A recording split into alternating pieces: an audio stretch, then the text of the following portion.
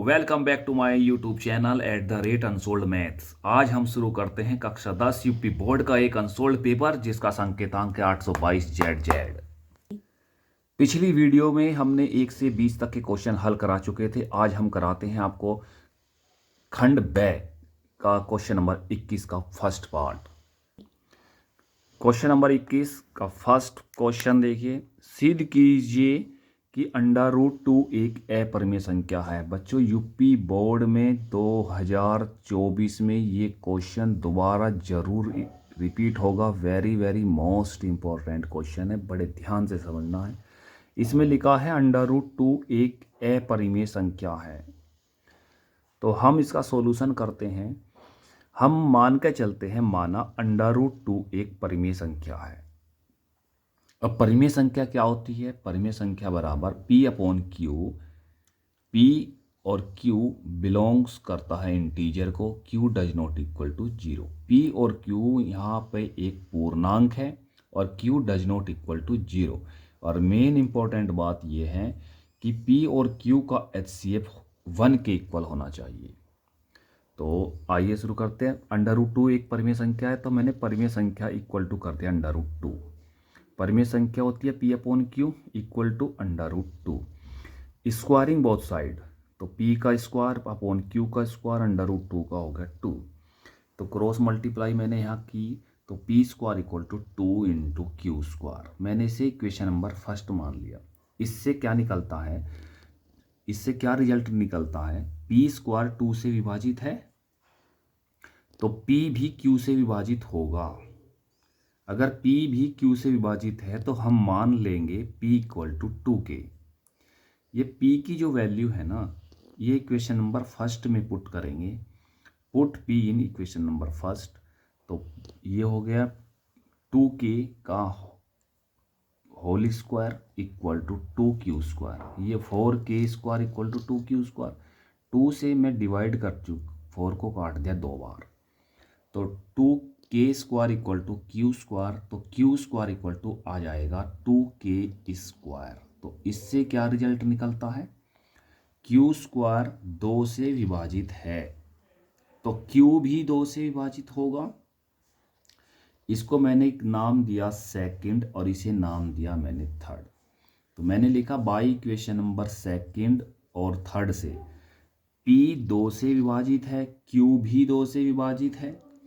तो हमने लिखा P और Q दोनों 2 से विभाजित है, तब P व Q का HCF इक्वल होगा 2 के। ये मेन पॉइंट है, नोट में ध्यान से देखना। HCF कितना है? 2। जबकि HCF PQ का होना चाहिए 1। ये डेफिनेशन में भी यही था। अतः हमारी कल्पना रोंग है, हमने जो माना था ना वो गलत है। तो इसलिए √2 एक अपरिमेय संख्या होगी। तो very very most important question है बच्चों। ये 4 नंबर का क्वेश्चन आता है, कभी बड़े अच्छे से तैयार कर लीजिए बच्चों। वेरी वेरी मोस्ट इम्पोर्टेंट है, 100% आएगा 2024 यूपी बोर्ड के पेपर में। नेक्स्ट क्वेश्चन 21 का सेकंड पार्ट। त्रिभुज PQR में Q इक्वल टू 90 डिग्री। यदि tan P इक्वल टू 1/√3 तो sin P into cos R plus cos P into sine R का मान ज्ञात करो। तो इसमें बच्चों हम करते हैं, इसमें दिया है एक तो Q इक्वल टू 90 डिग्री और एक दिया है tan P इक्वल टू 1/√3।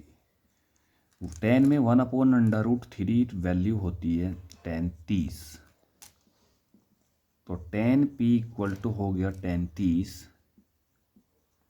तो P इक्वल टू हो गया 30 डिग्री। P ये रहा, Q ये रहा, और ट्रायंगल में तीनों कोनों का सम 180। ट्रायंगल के तीनों कोनों का योग 180। एंगल P पे है हमारे पास 30, Q पे है हमारे पास 90 डिग्री और R हमें निकालना है। कैलकुलेशन से R की वैल्यू निकल कर आएगी 60। वैल्यू निकालनी है sin P into cos R plus cos P into sine R। ये पूरा टोटल फॉर्मूला होता है sin P plus R। P की वैल्यू मैंने पुट की 30 आर की 60, 30 प्लस 60, 30 प्लस 60 ये हो जाएगा साइन 90। भाई sine P plus R value put करी, साइन 30 प्लस 60 तो साइन 90, साइन 90 का मान होता है 1। ये इसका आंसर है बच्चों, very most important. Next question 21 का थर्ड पार्ट, द्विघात समीकरण 4x² plus 3x plus 5 equal to 0 के मूल ज्ञात कीजिए। मूल ज्ञात करने हैं बच्चों, तो मैंने इक्वेशन ली 4x² plus 3x plus 5 equal to 0। तो 4 5 या 20, 20 कैसे टुकड़े करो जिनको जोड़कर 3 आ जाए, फैक्टर नहीं होते, तो हमने श्री धराचार्य फॉर्मूला यूज करेंगे। इससे हमने ए बी सी की वैल्यू निकाली जो द्विघात से इक्वेशन दी हुई थी। धराचार्य formula x equal to minus B plus minus under root B square minus 4ac upon 2a। A B C values को मैंने इस फॉर्मूले में पुट करा तो टोटल रिजल्ट हमारा निकल कर आया बच्चों x equal to -3 plus minus under root -71 upon 8। Under root के अंदर अगर माइनस का जो चिन्ह होता है उससे हमें प्रदर्शित कर सकते हैं, हमसे शो होता है कि द्विघात जो दी हुई है हमें इक्वेशन उसके मूल काल्पनिक होंगे। नेक्स्ट क्वेश्चन 21 का फोर्थ पार्ट, बिंदु ए 2, -2 बी और बी 3 7 को जोड़ने वाला रेखाखंड की लंबाई ज्ञात कीजिए। मैंने दोनों बिंदु रखे ए और बी जिसके कोऑर्डिनेट है 2 -2 और बी के कोऑर्डिनेट 3 7। तो ए और बी को जोड़ने वाला एक रेखाखंड है, डिस्टेंस का फॉर्मूला यूज कर दीजिए बच्चों। यहाँ ए और बी के बीच की दूरी अंडर रूट में x1 माइनस x2 का whole square plus y1 minus y2 का होल स्क्वायर। जो पॉइंट हमें दिए हुए हैं तो उसके ऊपर x1 y1 x2 y2 मैंने रखे ताकि हमें पता चल जाए कि x1 y1 x2 y2 की क्या क्या वैल्यूज़ हैं। सभी वैल्यूज़ को फॉर्मूले में पुट करें और लास्ट जो रिजल्ट निकल कर आएगा अंडर रूट 90 मात्रक। ये इसका आंसर है बच्चों, very very most important. Question number 21 का फिफ्थ पार्ट बच्चों, यदि व्यास 1 सेंटीमीटर वाली 8 सेंटीमीटर लंबी तांबे की छड़ को पिघलाकर एक समान मोटाई वाली 18 सेंटीमीटर लंबी एक छड़ के रूप में पुनः ढाला जाता है तो छड़ की मोटाई ज्ञात कीजिए। तो बच्चों ध्यान से देखिए, हमारे पास एक तांबे की छड़ है यहाँ जिसकी लंबाई 8 सेंटीमीटर है, व्यास 1 सेंटीमीटर है, और इसको पिघलाकर एक दूसरी छड़ बनाई जाती है जिसकी लंबाई 18 सेंटीमीटर है और त्रिज्या मैंने r मान ली क्योंकि इसकी मोटाई हमें ज्ञात करनी है। मोटाई का मतलब व्यास हमें इसका ज्ञात करना है। तो एक बेलन के रूप में है ये और उसको पिघलाकर भी दूसरा बेलन के रूप में ही एक छड़ बनानी है। इस बेलनाकार जो छड़ है इसकी व्यास है 1 सेंटीमीटर, उसकी त्रिज्या हो जाएगी बच्चों 1/2 सेंटीमीटर, हाइट 8 सेंटीमीटर। इसमें मैंने रेडियस को इसकी r मान लिया और हाइट दी हुई है 18 सेंटीमीटर। तो अकॉर्डिंग टू क्वेश्चन मैंने लिखा v1 अपॉन v2 क्योंकि एक आकृति को पिघलाकर दूसरी आकृति बनाई जा रही है तो दोनों के आयतन सेम होते हैं। पहले का pi r square H equal to pi capital R square capital H. Pi r की वैल्यू हमारे पास पहले वाली की 1/2 है और हाइट है h, मैंने वैल्यूज पुट कर दी। तो पाई से मैंने पाई काटा, 1/2 का होल स्क्वायर 1/8 इंटू 1/2 का होल स्क्वायर 1/4 हो गया बच्चों।